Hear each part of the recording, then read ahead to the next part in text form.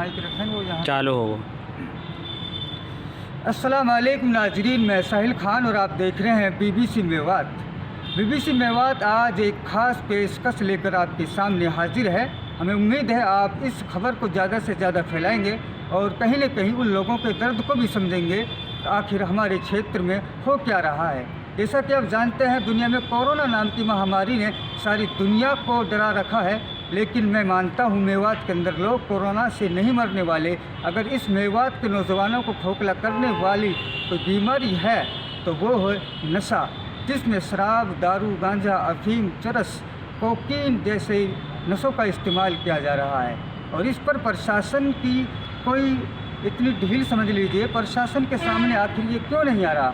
हर चौक चौराहे पर आपको वो नौजवान मिल जाएंगे जो देखने में ही आपको पागल लगेंगे, लेकिन वो किस ख़ानदान से हैं, कितने पढ़े लिखे हैं।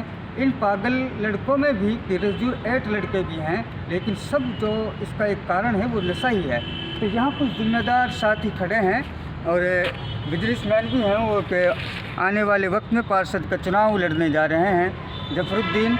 तो मैं उनसे बात करना चाहता हूँ कि आखिर इस समाज को इस बुराई से किस तरह मिटाया जा सकता है और आप इस बारे में क्या सहयोग करेंगे। जी, आप क्या कर सकते हो उन समाज से नशा को मिटाने के लिए। मैं सबसे पहले तो आपका बहुत बहुत धन्यवाद करना चाहता हूँ पत्रकार साहब जी, क्योंकि जो आपने इस मुहिम को हमारे इस एक पिछड़े वर्ग क्षेत्र में आपने जो ये चलाया है, ये आपके काबिलियत और एक तारीफ़ है।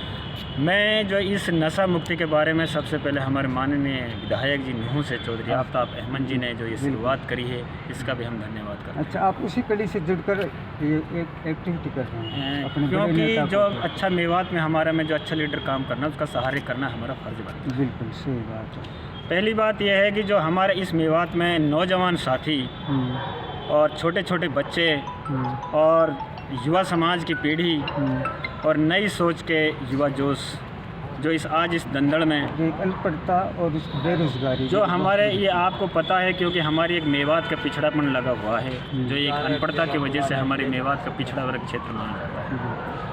जब इस पिछड़े वर्ग क्षेत्र में भी हमारे इस तरह का नशा दंदिल होते जा रहा है, क्योंकि एक बेरोजगारी, एक अनपढ़ता, सारी हमारे मूलभूत की असुविधा है इस मेवात में। और फिर जो ये नशा हमारे यहाँ पनप रहा है, ये भी हमारे लिए एक बहुत दुख की बात है, क्योंकि इसमें हमारे नौजवान साथी, युवा पीढ़ी, बच्चे छोटे छोटे, घर में लड़ाई और क्राइम की तरफ बढ़ जाती है। देखो, क्राइम भी इसी वजह से जो ये बढ़ रहा है। इसमें जो समाज में भी ना इज्जत हो रही है छोटे बड़ों की, इसी वजह से नहीं हो रही, क्योंकि आज का समाज जो इस दलदल में फंसा हुआ है, जो ये नशा मुक्ति है, इसको बच्चे भी या नौजवान साथी जो नशा को करते हैं वो इसमें चकनाचूर हो जाते हैं, अपना जीवन को भविष्य के लिए ख़राब करते हैं। मैं इस मुहिम के लिए जो आपने एक कदम उठाया है, मैं इसके लिए आपका पूरा सहयोग करने के लिए भी आपके साथ आभारी रहूँगा। और जहाँ भी हमारे लिए ज़रूरत पड़ेगी, मैं आपके साथ कंधे से कंधे मिलाकर और वक्त निकालने के लिए भी आपका सहयोग करूँगा।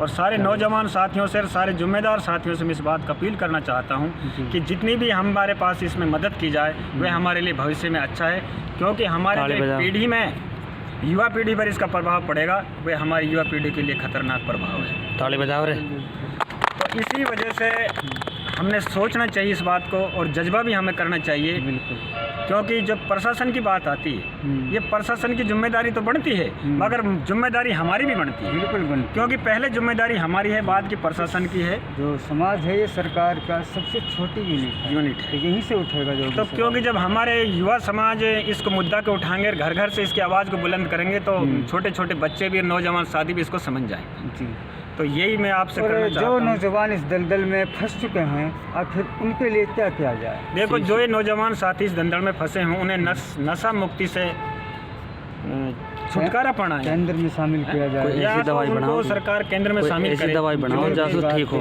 रोजगार दे, ऐसी दवाई बनाओ जहाँ ठीक हो। तो मैं तो इस सरकार से भी ये प्रार्थना करना चाहता हूँ कि इनके पर विशेष ध्यान दिया जाए, ताकि नशा मुक्ति हमारे इस मेवात से गायब हो। तो आपने इस मुहिम को आगे तब बढ़ाया है जब आपके वरिष्ठ नेता आफ्ताब अहमद जी ने अपने डिस्ट्रिक्ट में सतपुतिया के गांव में इस जहर को लेकर, इस बुराई को लेकर एक जंग छेड़ दी है।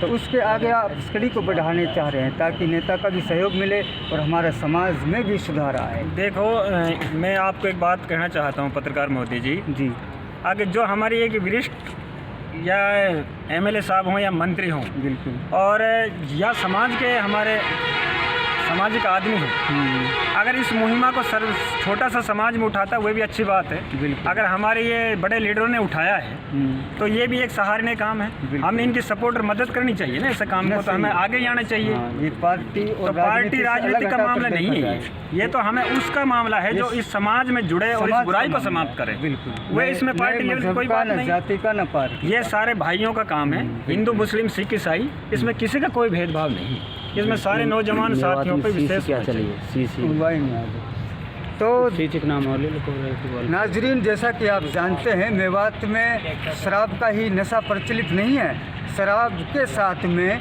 ड्रग्स, कोकीन, अफीम और यहाँ तक कि वो दवाइयाँ जो कभी खांसी के लिए इस्तेमाल होती थी, कोरेक्स या फिर वो इसी कोडीन के साल्ट में और कई ऐसी शीशियाँ सिरप सामने आ रही हैं। लोग उनका इस्तेमाल कर कर अपने आप को ये महसूस कराते हैं कि हमें नशा वाला नहीं समझा जाएगा, क्योंकि उनके शरीर से बदबू नहीं आती।